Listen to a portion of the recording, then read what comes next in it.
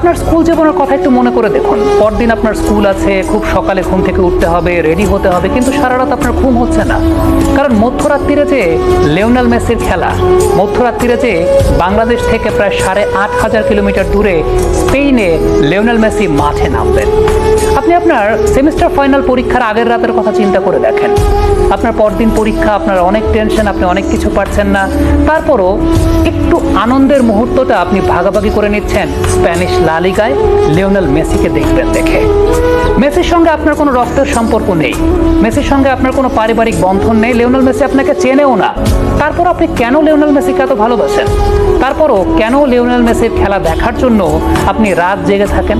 তারপরও কেন পরদিন সেমিস্টার ফাইনাল পরীক্ষা আছে, স্কুল আছে, পরদিন সকালে আপনার অফিস আছে, তারপরও রাত জেগে আপনি আপনার স্বাদের ঘুমটাকে বিসর্জন দিচ্ছেন লিওনেল মেসির খেলা দেখার জন্য? কেন আপনি এমনটা করছেন?